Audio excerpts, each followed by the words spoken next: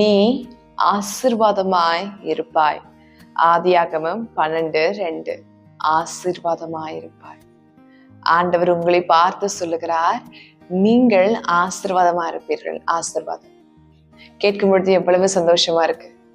ஆசீர்வாதம் இல்லாதவர்களுடைய வாழ்க்கையில தான் இந்த வார்த்தையோட உண்மையான பொருளே தெரியும். ஒரு நன்மையும் இல்லை, ஒரு ஆசீர்வாதம் இல்லை, ஒரு உயர்வு இல்லை, வீட்டுல எப்பயுமே சமாதானம் இல்லாம, குடும்பத்துல எப்பயுமே சண்டை, ஒரு தேவைகள் சந்திக்கப்பட முடியாம, எத்தனையோ காரியத்துல தடுமாறி கொண்டிருக்கலாம். எத்தனையோ விஷயத்துல நீங்க தோற்று போயிருக்கலாம். எப்பயுமே பிரச்சனை, எப்பயுமே போராட்டம், போராடி போராடி சோர்ந்து போய் காணப்படுகலாம், ஒன்றுமில்லாமல் காணப்படுகலாம். ஆனா கர்த்தர் பேசுகிறார், நீ ஆசீர்வாதமா இருப்பாய். நீ கட்டாயம் ஆசீர்வாதமா இருப்ப. ஏன்னா நான் உன்னை ஆசீர்வதிப்பேன், நான் உன்னை ஆசீர்வதிக்க போகிறேன்னு சொல்லிட்டு ஆண்டவர் பேசிக்கொண்டிருக்காரு. ஆசீர்வாதம் பாருங்க, நம்முடைய இயேசுப்பா ஆடம்பரத்தை தான் வெறுப்பாரே தவிர தம்முடைய பிள்ளைகள் ஆசீர்வாதமா இருக்கணும்னு அவர் விரும்புவார். தம்முடைய பிள்ளைகள் எல்லாவற்றிலுமே நிறைந்தவர்களா இருக்கணும்னு விரும்புகிறார். அவர் தம்முடைய பிள்ளைகள் குறைவுபட்டு அவர்கள் இது இல்லை அது இல்லைன்னு சொல்லிட்டு குறைவுல இருப்பது கர்த்தருக்கு பிரியமில்லாத காரியம். அது கர்த்தருக்கு பிடிக்காத காரியம். என்னுடைய பிள்ளைகள் அவர்கள் கடினப்படணும், அவர்கள் உழைக்கணும், அதே சமயம் அவர்கள் ஆசீர்வாதமா இருக்கணும். அவர் நாம் செழிப்பாய் நம்ம எல்லாமே விட்டுட்டு ஓவரா மிஞ்சி போவதுதான் கர்த்தருக்கு பிடிக்காத காரியம். கர்த்தர் அந்த ஆடம்பரத்தை தான் வெறுப்பாரே தவிர நம்முடைய பிள்ளைகள் ஆசீர்வாதமா இருக்க அவர் விரும்புகிறார். அவரே சொல்கிறார், உன் ஆத்துமா வாழ்கிறது போல் நீ எல்லாவற்றிலும் வாழ்ந்து சுகமாயிரு. நாம் எல்லாவற்றிலுமே சுகமா இருப்பது கர்த்தருக்கு பிரியம், அது கர்த்தருக்கு வேண்டும். அதைத்தான் கர்த்தர் விரும்புவார். கர்த்தர் யாரு வேணா இருக்கட்டும், எல்லோருமே ஆசீர்வதித்தார் ஆசீர்வதித்தார் ஆசீர்வதித்தாருன்னு தான் வசனம் சொல்லப்பட்டிருக்கே தவிர ஒருவரையுமே கர்த்தர் நீ இப்படியே இரு, இந்த நிலைமையிலே இருன்னு ஒருவரையும் சொல்லல. எல்லோரையும் தேவன் ஆசீர்வதிக்க விரும்புகிறார்.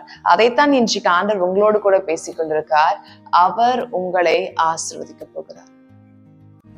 உங்க வாழ்க்கையில இப்ப இருக்கிற நிலைமையை நீங்கள் பார்க்காதீர்கள், அவனுடைய வாக்கு தத்தத்தை பாருங்க.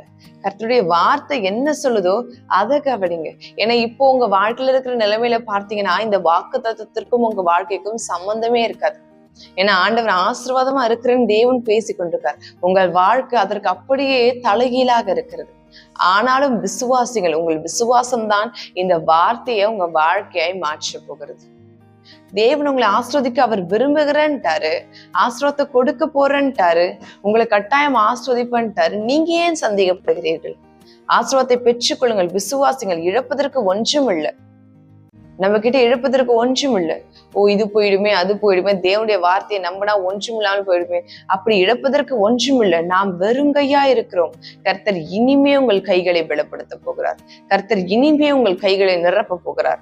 கர்த்தர் இனிமே உங்களை ஆசீர்வதிக்க போகிறார். இனி குறைச்சல் அல்ல, இனி சண்டை அல்ல, இனி கசப்புகள் அல்ல, இனி வேதனைகள் அல்ல, இனி குறைவுகள் இல்லை. கர்த்தர் எல்லாவற்றையுமே நிறைவாய் மாற்ற போகிறார். சமாதானத்தை கொடுக்க போகிறார். முதலாவது சந்தோஷத்தை கொடுக்க போகிறார். உங்க வாழ்க்கையில இருக்கிற குறைவுகளை மாற்ற போகிறார்.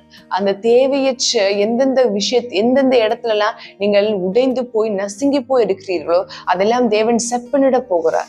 அதெல்லாம் சரி செய்ய போகிறார். தவறாய் போன பாதையில உங்களை மீண்டுமாக அழைத்து கொண்டு வர போகிறார். புதிய காரியத்தை உங்க வாழ்க்கையில செய்து உங்களை திருப்தியாய் தேவன் நடத்த போகிறார். தேவன் உங்களை ஆசீர்வதிக்க போகிறார். யாரா வேணா இருக்கு, உங்களுக்கு அந்த வாழ்க்கையின் ஆசீர்வாதம் வேண்டுமா? நீங்க தேவனை நோக்கி கேளுங்க, ஆண்டவரே என்னையும் ஆசீர்வதிங்க, ஆண்டவரே எனக்கும் அந்த ஆசீர்வாதத்தை கொடுங்க. நீங்கள் கேட்கும் பொழுது நீங்கள் பெற்றுக்கொள்வீர்கள். வசனம் சொல்லுது, கேட்கிற எவனும் பெற்றுக்கொள்வான்.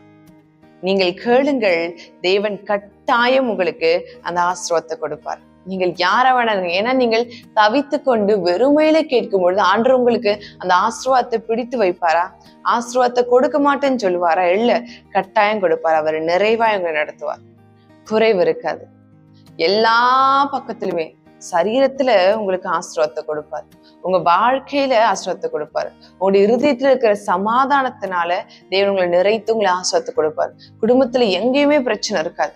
எல்லா குறைவுகள், எல்லா தாழ்ச்சிகள், எல்லா ஏமாற்றங்கள், எல்லா துக்கங்கள் எல்லாவற்றையுமே மாற்றி உங்க வாழ்க்கையில் இருக்கிற ஒவ்வொரு பகுதிகளிலுமே தேவன் ஆசீர்வாதத்தை கட்டளை பண்ண போகிறார். சோர்ந்து போகாம ஒரு தேவனை நோக்கி நாம் ஆசீர்வாதத்திற்காக ஜெபிப்போம்.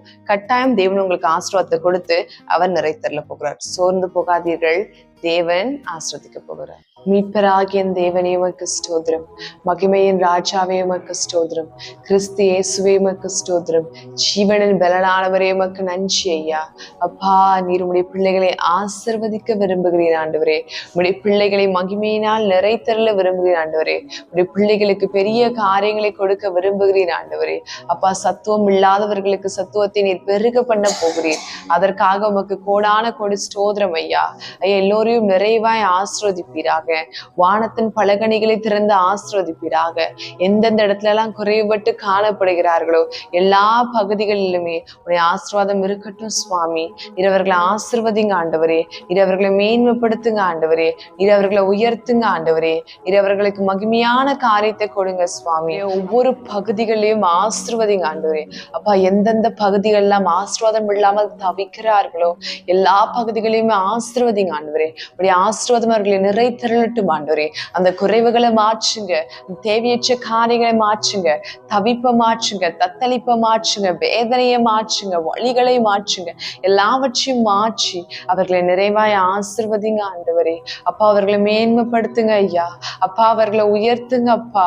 அப்பா, அவர்களுக்கு எல்லாவற்றிலுமே உடைய கரம் கூட இருந்து அவர்களை மகிமையாய் நிறைத்திரளட்டும் சுவாமி. தேவா, நிரப்புவீராக. அவர்களை நிரப்பும் ஐயா, அவர்களை நிரப்பும் ஐயா. உடைய ஆசீர்வாதம், உடைய கரம், உடைய அபிஷேகம், உடைய ஆவி அவர்கள் மீது அளவில்லாமல் இருக்கட்டும் சுவாமி. தேவானீர் கூட இருந்து ஒவ்வொரு நிரப்ப போறவைக்காக உமக்கு நன்றி ஆண்டவரே. தகப்பனை கூட இருங்க, ராஜாவை கூட இருங்க. அவர்களை இன்னும் உயர்த்துங்க, மேன்மைப்படுத்துங்க. பழைய துக்கமான வாழ்க்கை மறைகிற அளவிற்கு, அந்த காரியங்கள் ஒன்றுமில்லாமல் போகிற அளவிற்கு அவர்களை ஆசீர்வதிங்க சுவாமி. நிறைத்தரலுங்க ஆண்டவரே. தகப்பனை கூட இருங்க, ஆசீர்வதிங்க, பலப்படுத்துங்க, வழி நடத்துங்க ஆண்டவரே. இயேசு கிறிஸ்து நாமத்தினாலே ஜெபிக்கிறேன். ஜெபம் கேளும் ஜீவன் நல்ல பிதாவே. அமேன், அமேன், அமேன்.